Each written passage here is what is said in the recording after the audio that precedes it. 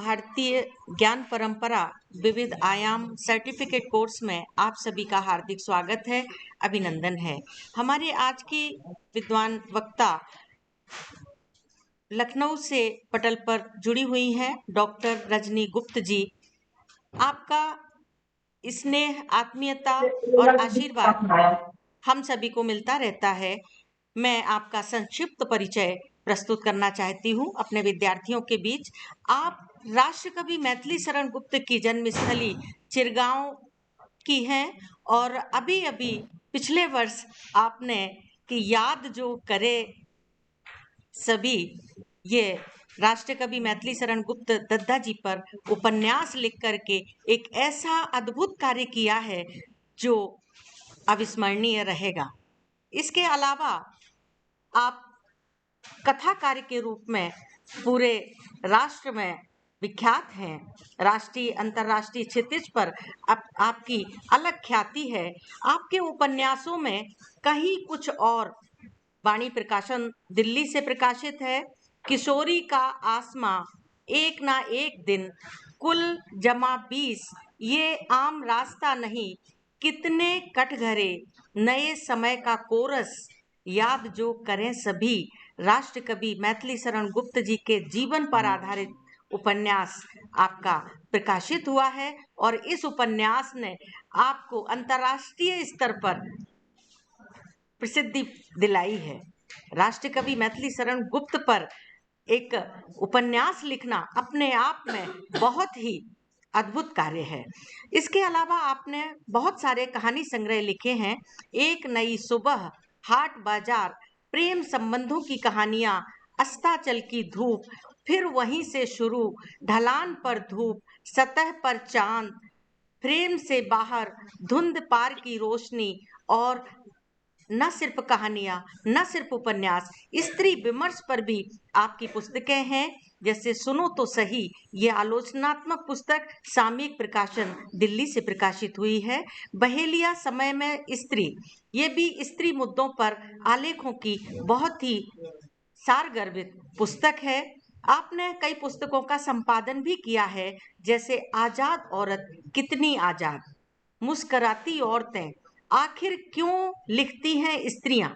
इसके अलावा आपने बहुत सारे लघु कथाएं भी लिखी हैं, बहुत सारा साहित्य आपने सृजन किया है, निबंध भी आपके हैं और आपको राष्ट्रीय अंतर्राष्ट्रीय स्तर के कई पुरस्कार भी प्राप्त हैं, जैसे युवा लेखन सर्जना पुरस्कार, आर्य स्मृति साहित्य सम्मान, किशोरी का आसमां पर आपको अमृतलाल नागर पुरस्कार से भी सम्मानित किया गया है और कलमकार फाउंडेशन द्वारा अखिल भारतीय कहानी प्रतियोगिता में भी आपको द्वितीय स्थान प्राप्त है।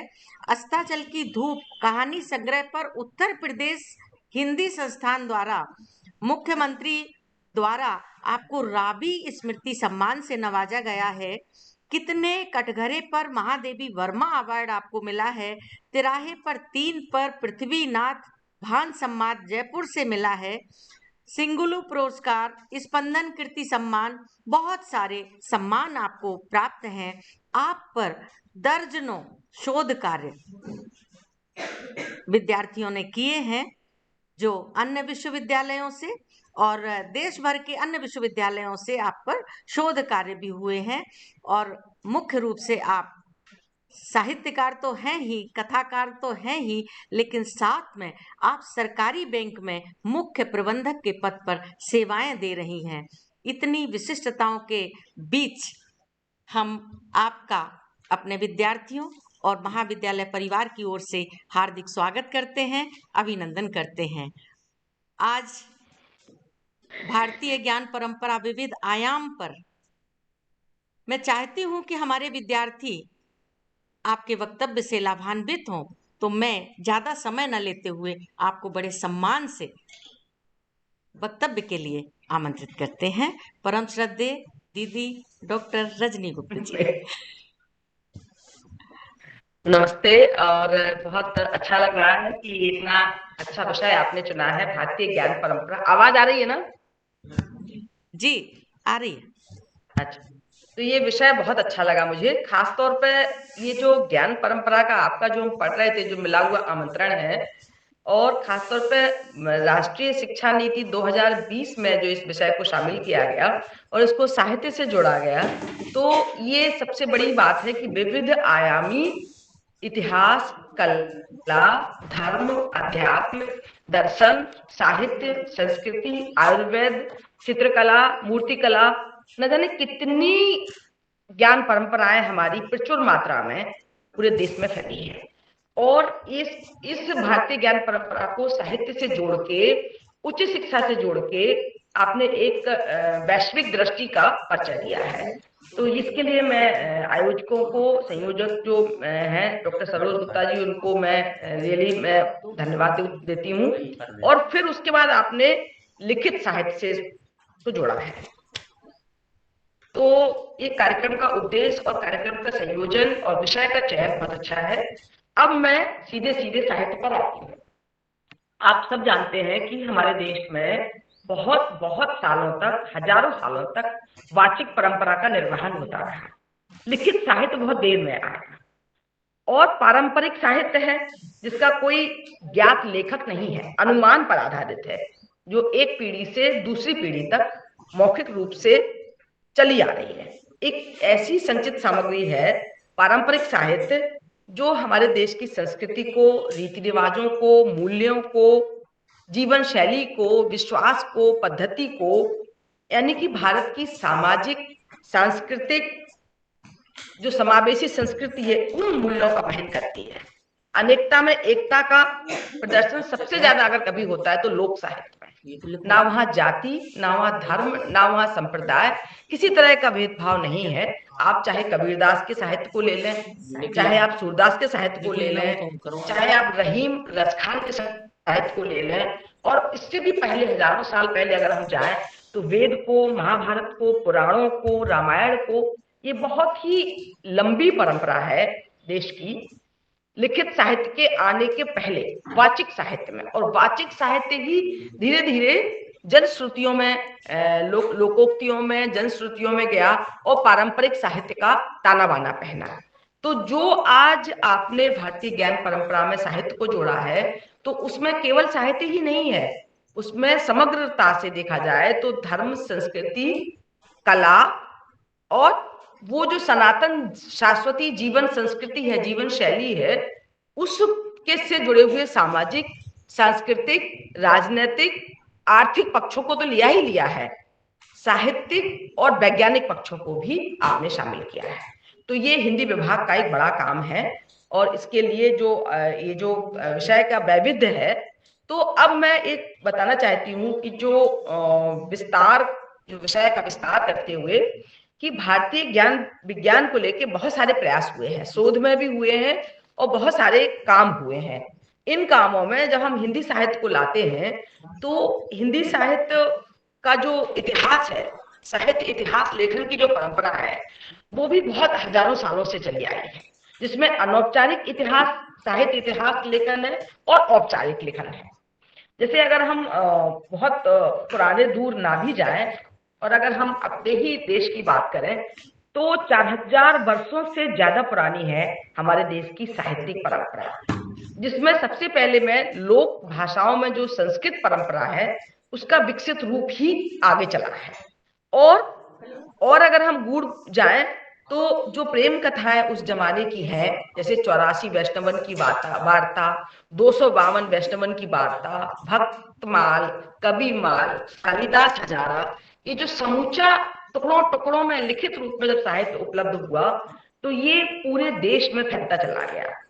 ये विश्व साहित्य का एक तरह से धरोहर बनता चला गया, जिसमें मानवीय आकांक्षाएं हैं, मानवीय मूल्य हैं, मानवीय कल्पनाएं, उनसे जो विज्ञान आया है, साधारण विज्ञान कहते हैं,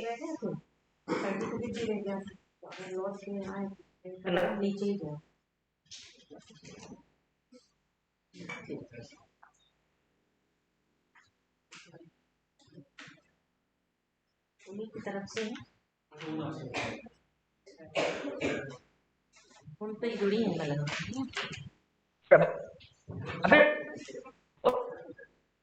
अभी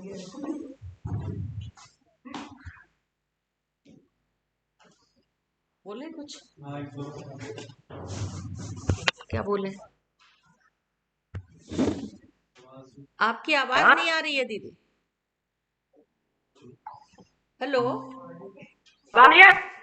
हाँ अब आ रही है, अब आई है जी।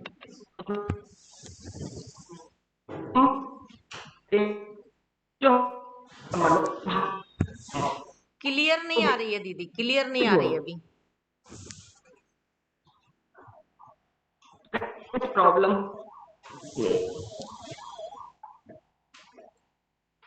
आ रही है? हाँ अब आ रही है, लेकिन आपकी फोटो भी नहीं आ रही है क्लियर, और आवाज भी थोड़ी कट कट के आ रही है।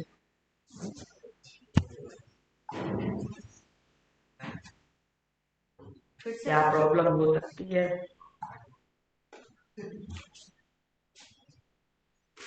स्विच ऑफ करके स्विच ऑन करें क्या? तो हमें कहना चाहते हैं कि साहित्य जो है मानसिक प्रवृत्ति की जो भावनाएं हैं, स्वप्न है, मन है, चेतना है, इन सब की क्रियाकलापों को समय की सीमा के साथ दर्ज करता है। तो एक तरह से मानसिक चेतना का जो समग्र प्रभाव हमारे मनोवृत्तियों में पड़ता है, साहित्य उन सबको समेटता है, संजोता है, और इस तरह से जो पूरा का पूरा जो साधारण ज्ञान है उसको विशिष्ट बोध से जोड़ता है। ये मैं इसमें कहना चाहती हूँ। दूसरा ये है कि जब हम विद्यार्थियों के व्यक्तित्व, जीवन और चरित्र पर बात करते हैं, उनसे जुड़ते हैं, तो उस पूरी परंपरा को जब हम साहित्य और कला और धर्म से जोड़ते हैं, तो इसमें केवल साहित्य ही नहीं है, इसमें हिंदी साहित्य ही नहीं है, इसमें पूरा का पूरा हमारा लोक साहित्य भी आ जाता है, और लोक साहित्य का प्रभाव जनमानस पर बहुत ज्यादा पड़ता है, बहुत ज्यादा। तो ये आज जो हम देख रहे हैं, आज संस्कृति का जो विकास है भारत, जैसे हम अपने देश के संदर्भ में ही तो ऐसे रिसर्च हुए हैं, बहुत सारे ऐसे ग्रंथ लिखे गए थे। पाराशर ऋषि ने लिखा है कृषि कांडम, इसमें वृक्षा आयुर्वेदिक जैसी संस्कृत पुस्तक भी प्रकाशित है। हम बहुत पहले अगर ना भी जाएं तो विदेशों में भी हमारे देश की संस्कृति से जुड़ी कुछ किताबें बहुत ही समसामयिक हैं, जैसे कि विश्व वल्लभ एक किताब है, कृषि शासनम किताब है, बृहत संहिता कोश जो बनी हुई है वो आचार्य बराहमिरी की किताब है। तो एक वैज्ञानिक दृष्टि से जब हम ज्ञान विज्ञान के क्षेत्रों को पकड़ते हैं, वो वहां पर हम जब निरीक्षण करते हैं, तो सारभूत रूप में हमारे मनोवृत्ति की, हमारी सोचने की, हमारी संवेदनाओं की, हमारे मनोभावों को पकड़ता है साहित्य, और जीवन को आकार देता है, आकार प्रकार देता है। तो इस तरह से जो एक हम सब जानते हैं कि साहित्य समाज का दर्पण है, ऐसा कहा जाता है, लेकिन ये एक समय की सीमा में प्रचलित है, और एक जब काल बीतता है, आदिकाल हुआ, भक्ति काल हुआ, अभी गाथा काल हुआ, ये जो कालों में सिमटा हुआ होता है, जो प्रचलित है वो किताबों में आ जाता है,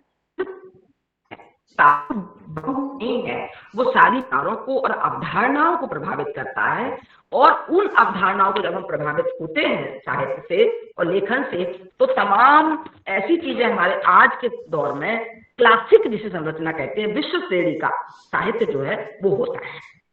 अब हम इस साहित्य को भाषा से जोड़ते हैं, जैसे एक है लिपिबद्ध भाषा और एक जन प्रचलित भाषा, ये दोनों साथ साथ चलती हैं। जैसे कि हमने पढ़ा है, भाषा का विकास जब होता है प्रारंभ से लेके कि संस्कृत हुई, प्राकृत भाषा हुई, किस तरह से पाली में आई, किस तरह से हमारी हिंदी भाषा का विकास हुआ, तो इस तरह से लोक भाषाएं जुड़ी। जब हम इतने कालखंड को पार करके वर्तमान खंड तक आते हैं, तो हमारे सामने बहुत सारी ऐसी 16वीं शताब्दी में अगर हम देखें तो धर्म को, कला को, विज्ञान को, उसके बाद 18वीं शताब्दी तक अगर हम आए तो प्रत्येक शिक्षित व्यक्ति के मस्तिष्क में ये विषय एक तरह की चेतना ये आ गई थी समग्र रूप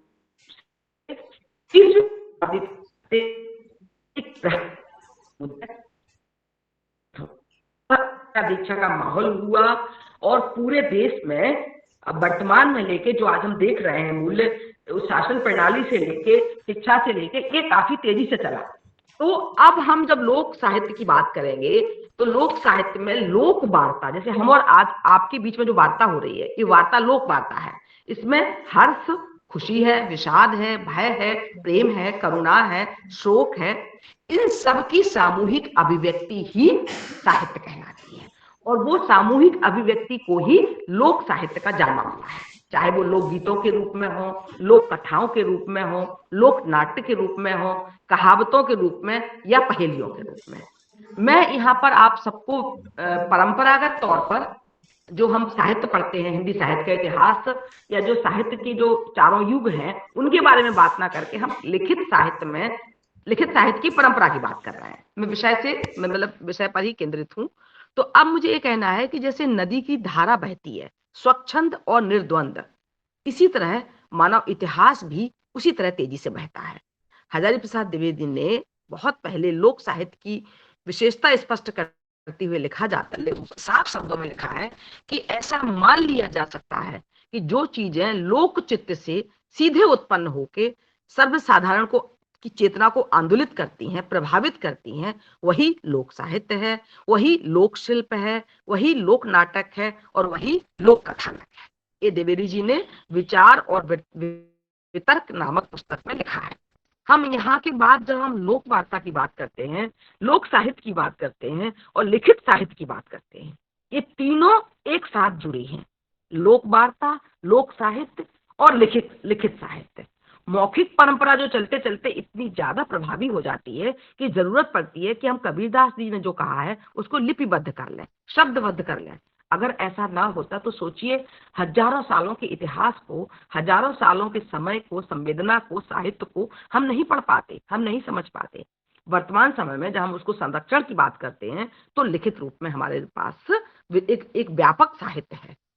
ये इस तरह के लोक साहित्य जिसे हम कहते हैं, ये हमारे पूरे देश की, पूरे प्रदेशों की, गांव की, कस्बों की, सुदूर क्षेत्रों की संचित प्रतिभा का, बहुआयामी प्रतिभा का संचित कोश है। लोक अभिव्यक्ति जब होती है, जब बाड़ी के रूप से लोक साहित्य में जाती है, तो लोक के अनुभवों का निचोड़ होती है। इतने सारे अनुभव होते हैं लोकगीत के रूप में, लोक साहित्य के रूप में। इसलिए जितने भी उत्सव हैं, जितने मेले हैं, पर्व हैं, त्योहार हैं, जितने संस्कार हैं, जितने बाल मनोविज्ञान से संबंधित किताबें हैं, लोकगीत हैं, ये सब कुछ समग्र हजारों सालों से उसके जीवन के हृदय स्थल की यात्रा करते हैं और यात्रा कराते भी हैं। इसीलिए कहा जाता है कि जब हम लोकोक्तियों, मुहावरों, लोक कथाओं पर जाते हैं तो हमारे सामने बदलते हुए धर्म के रूप मिलते हैं, बदलती हुई परंपराओं के रूप मिलते हैं,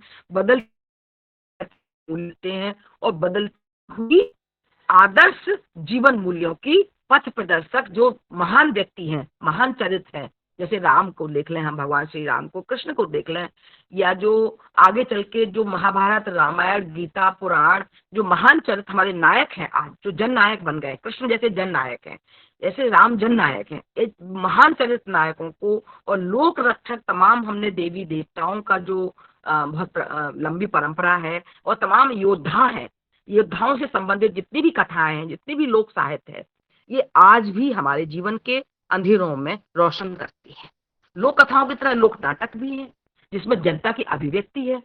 एक्चुअली ये सारा का सारा जो सृजन है, जिसे हम साहित्य कहते हैं समग्र रूप से, ये स्वच्छंद कथा वस्तु की तरह मुक्त आकाश में विचरण करती है। इसमें गायन भी है, अभिनय भी है, नाटक भी है। और जब हम अपने रूटीन काम से, बंधे बंधाए जीवन शैली से उबते हैं, उस उबने के लिए तमाम तरह की सालों, हजारों सालों से लोक नाटक होते हैं। इन्हें कभी कभी हम लोग रामलीलाएं भी कहते हैं, जनता के मनोरंजन के लिए। लेकिन ये केवल रामलीला नहीं है, इसमें हमारे समाज का इतिहास है, देश की संस्कृति है, धार्मिक परंपराएं हैं, नैतिक मूल्य हैं और पूरी की पूरी धर्म गाथाएं हैं, पहेलियां हैं। तो ये जो हम सदा की शिक्षा या नैतिकता की शिक्षा ग्रहण करते हैं, ये काम हमने किया, इसलिए वो धार्मिक ग्रंथ जीवन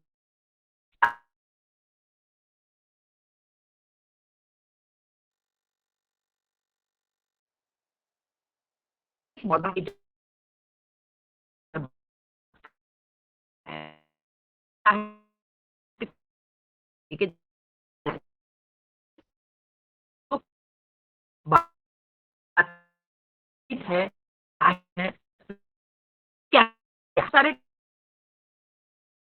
बहुत सारे है। तो ये पर बात करते हैं,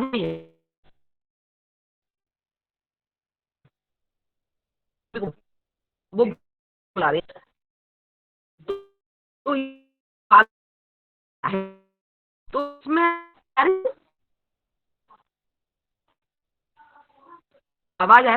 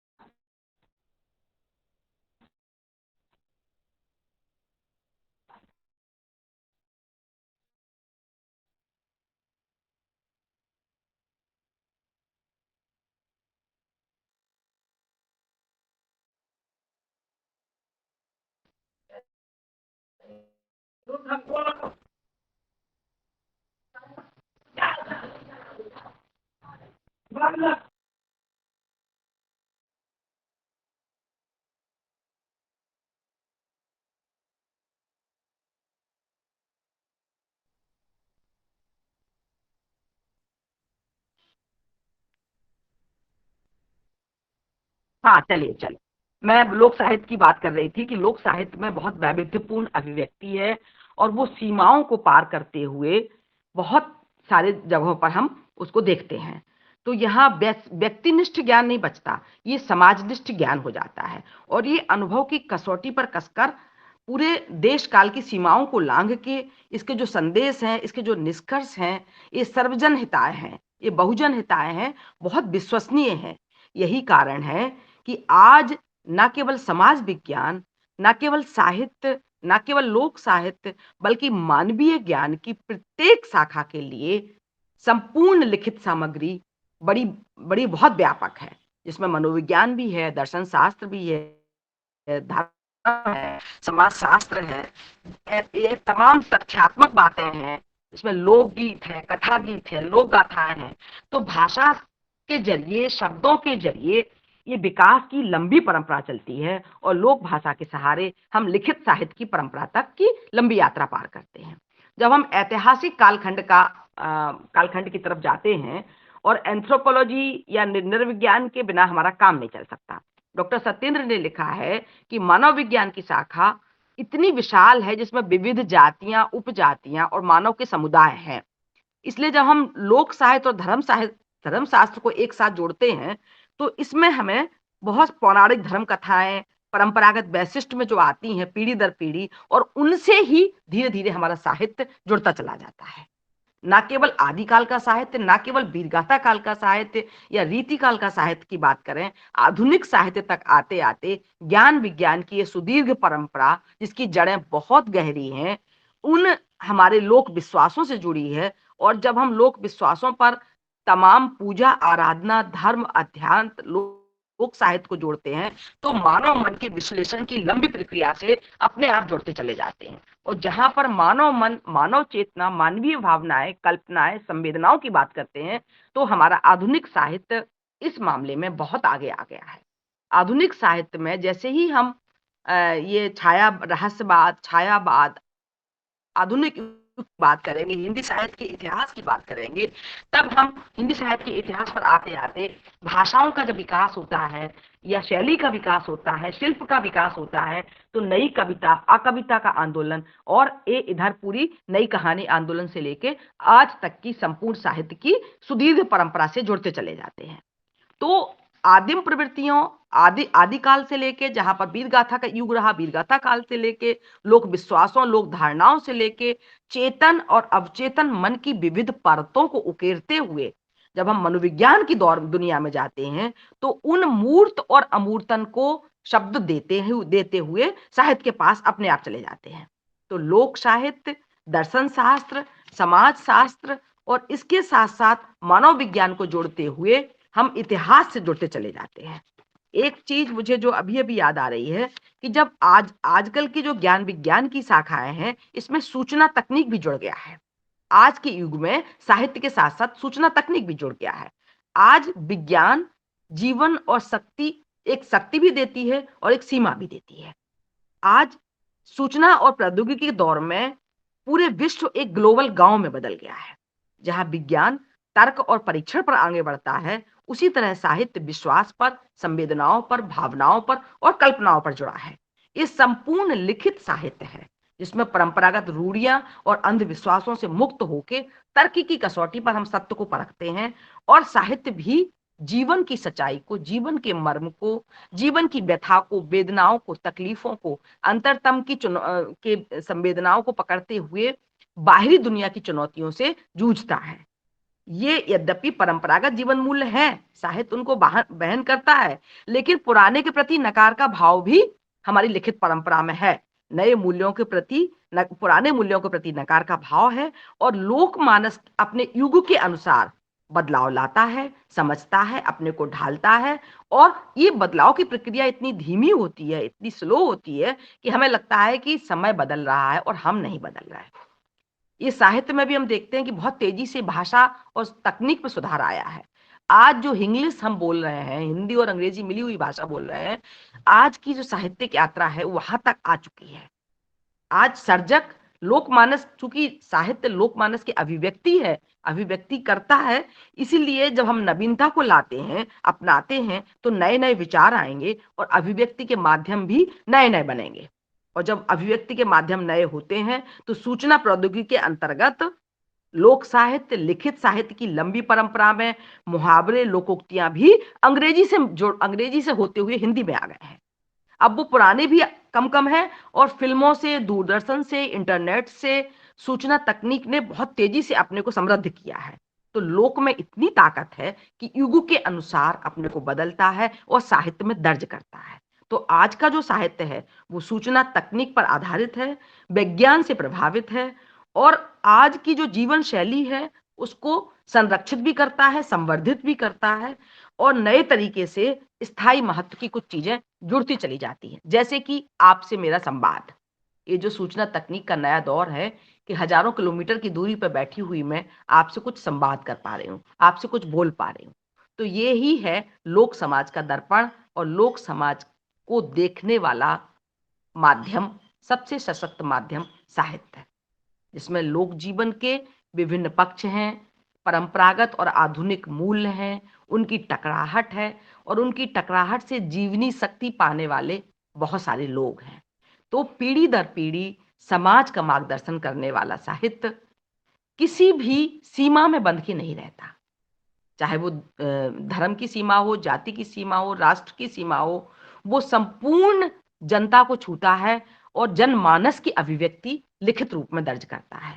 तो आज जो हम लिखित रूप में पढ़ रहे हैं, इसमें संस्कृति, सामाजिक मूल्य, रीति रिवाज, पर्व, त्योहार, बोली बानी, इसके अलावा नएपन की नई सौंध भी है, युवा पीढ़ी की दस्तक है, जाती हुई पीढ़ी के गुजरते हुए मूल्य हैं, गुजरते हुए समय की दस्तक है, धड़कनें हैं और आने वाले समय की आहटें भी हैं। तो जो हमको विषय दिया गया था उस विषय के हिसाब से मैंने इसको साहित्य इतिहास या उस तरह से ना जोड़ के मैं ये चाहती थी कि इसको विशद रूप में लिखित साहित्य की हजारों सालों की परंपरा से जोड़ा जाए। तो इसलिए मुझे पता है कि आप सब लोग हिंदी साहित्य के विद्यार्थी हैं और साहित्य इतिहास की सुदीर्घ परंपरा से परिचित हैं अच्छी तरह। आपको पता है कि छायावाद युग क्या है, छायावादी युग के बाद आधुनिक युग में क्या है, नई कविता का आंदोलन कब शुरू हुआ, नई कहानी का आंदोलन कैसे शुरू हुआ, चारों युगों को आप समेटते हैं, आदिकाल, मध्यकाल, रीतिकाल। इन तमाम इतिहासों में, इन तमाम साहित्य की विधाओं में, चाहे वो नाटक हो, कला हो, संगीत हो, गीत हो, नई कविता हो, कथा साहित्य हो, जीवनी हो, संस्मरण हो, पत्र लेखन हो, जो साहित्य की इतनी विधाएं हैं, इतनी विधाएं, संपूर्ण विधाएं, इन सबको समेटते हुए एक बड़ी लिखित परंपरा साहित्य में है। और डॉक्टर नगेंद्र का जो हिंदी साहित्य का इतिहास है, आप सबने पढ़ा होगा, नहीं पढ़ा है तो जरूर पढ़ना। उसमें इन तमाम लिखित साहित्य के दस्तावेज हैं कि वो कहाँ कहाँ से लिया गया है, उसके स्रोत क्या है, कहाँ से समेटा गया है और किस तरह से विस्तृत और व्यापक रूप में सबका उन्होंने समावेशन किया है, सबको शामिल किया है, जिसमें पत्र साहित्य, निबंध साहित्य और गद्य पद, मतलब बहुत ही जो 252 वैष्णवन की वार्ता या ये जो मैंने बताया, इतने पुराने समय से लेके और आधुनिक समय तक लगभग हर विधा को समेटा है। हाँ, ये मैं मानती हूँ कि आजकल कई चीजें खत्म हो गई हैं, जैसे पत्र लेखन साहित्य अब ना के बराबर है, संस्मरण भी अब कम हो गए हैं, जीवनियां भी बहुत कम लिखी जा रही हैं। कभी कभी तो मुझे डर लगता है कि ये जो तमाम जो कथा उपन्यास या कविता के अलावा जो कथेतर गद्य जिसे कहते हैं, कथा से इतर जो गद्य है, वो भी धीरे धीरे सिमटता जा रहा है।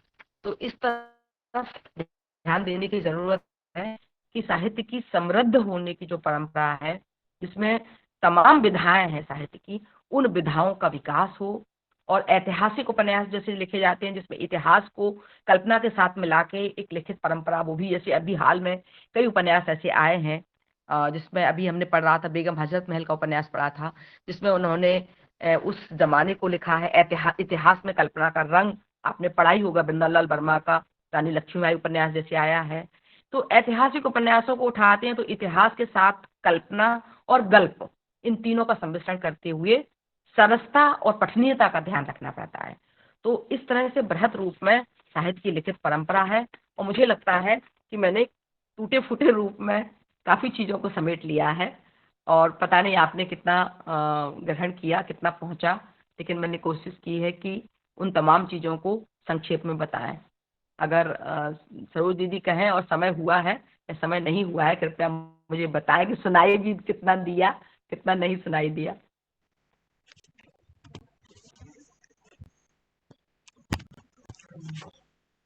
मैम, बहुत ही उम्दा आपका व्याख्यान रहा, और मैं हमारे विद्यार्थियों से एक बार मैं जरूर पूछना चाहूंगा कि कुछ अगर उनके क्वेश्चन होंगे तो वो आपके समक्ष जी रखना चाहेंगे तो मैं 1-2 मिनट आपके जरूर लूंगा। किसी के पास कोई प्रश्न? बिल्कुल बिल्कुल। ये सुमन मौर्य जो है हमारे जी जी प्रतिभागी हैं, इधर आ जाओ सुमन।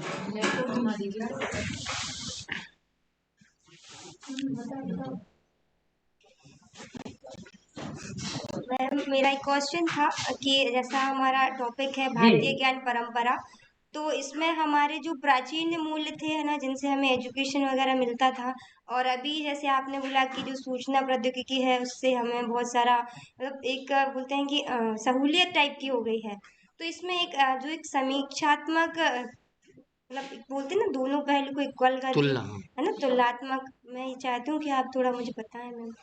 श्रेष्ठ क्या है ये? हाँ, नहीं नहीं, मतलब मैं तो ये कहूंगी कि सवाल क्या है। मतलब मैम दोनों में, जैसे आपने बोला ना कि पहले हमारा ज्ञान था मौखिक रूप से मिलता था है ना, फिर आज हमारा समय चेंज हुआ है ना, चीजों को हमने एक्सेप्ट किया है ना, इन दोनों का तुलनात्मक मतलब एक समीक्षा क्या है, मतलब कौन अच्छा श्रेष्ठ है, पहले का ज्ञान श्रेष्ठ है या अभी का? ये यही है। यस हाँ, नहीं तो अच्छा है तुम्हारा। मैं ये कहना चाहती हूँ कि हमें पेड़ के ऊपर शिखर तक पहुंचने के लिए पहले जड़ों को पकड़ना पड़ेगा। हमें नीचे से यात्रा शुरू करके ऊपर तक पहुंचना है। तो हमें अपनी परंपरा का ज्ञान, प्राचीन साहित्य का ज्ञान तो अर्जित करना ही है। उसके बाद हमें सूचना तकनीक के साथ भी चहलकदमी करना है, ताकि समय हमें पीछे न छोड़ दे। तो साहित्य पूरे समूचे समय कालखंड को ही तो समाहित करता है। तो जब हम चारों कालखंड को जोड़ते हैं साहित्य से, तो हमें सूचना प्रौद्योगिकी तक आते आते अपने को अद्यतन कर लेना है। इस समय की चुनौतियों से मुठभेड़ करना है, इससे हम पीठ नहीं फेर सकते। हमें इसको भी उतनी ही त्वरित गति से सीखना है जितनी त्वरित गति से हमने अपनी प्राचीन साहित्य को या प्राचीन लिखित परंपराओं से काफी कुछ सीखा। जी, बहुत धन्यवाद मैम। बिल्कुल आपने सही कहा कि जब तक आपके पास जड़ नहीं होगी तो फिर पेड़ कहाँ से हो जाएगा। तो जड़ों से तो जुड़ना ही है। और आपने जिस तरह से लोक का जो रंग है साहित्य में लिखित में किस तरह से पूरी परंपरा से हमें मिलता है, हम अगर उस ओर जाएंगे तो वो खजाना हम प्राप्त करेंगे, और शारीरिक मानसिक और वो तन मन धन से हम जो है सुखी होंगे। उसका बिल्कुल आप बिल्कुल। सार जो आपने बताया। और जैसा कि मैंने तो आपकी कहानियां भी पढ़ी हैं मैम, जो है अच्छा। जी जी जी, आपकी कहानियां पढ़ी हैं। एक पत्रिका जो है उसमें आपकी कहानी थी, शायद उसमें वो योगिता आप ऊपर ही आ यादव जाइए वर्चुअल में। जो संपादित किया था, कुछ हाँ, विशेषांक निकला था, तो उस पे 10 आपकी मिनट के कहानी लिए, थी, ठीक है। हाँ, तो मैंने जी पढ़ी है जी। वो जी। और जिस तरह से आपने कथेतर की बात की और पूरे साहित्य को समेटा, और हमारे हिंदी साहित्य का जो आदिकाल से लेके अभी तक का सारांश आपने प्रस्तुत किया, हमारे विद्यार्थी उससे निश्चित रूप से लाभान्वित हुए हैं। मैं डॉक्टर राणा कुंजर सिंह, हिंदी विभाग का ही एक प्रथायक प्राध्यापक हूँ। तो मैं अपने हिंदी विभाग की डॉक्टर आदरणीय डॉक्टर सरोज गुप्ता मैम और हमारे सभी हिंदी विभाग के साथियों और सभी प्रतिभागियों की ओर से आपका बहुत आभार व्यक्त करता हूँ। और आप पुनः पुनः आएँ और ऑनलाइन की जगह ऑफलाइन माध्यम से भी मिलें। हाँ, बिल्कुल बिल्कुल बिल्कुल। मेरा भी मन है जी कि अब जी मैं जी आप सबसे व्यक्तिगत रूप से मुलाकात करेंगे जी जी। जल्दी इन्हीं ही। शुभाकांक्षाओं के साथ आपका बहुत आभार मैम। धन्यवाद। बताना कुछ है?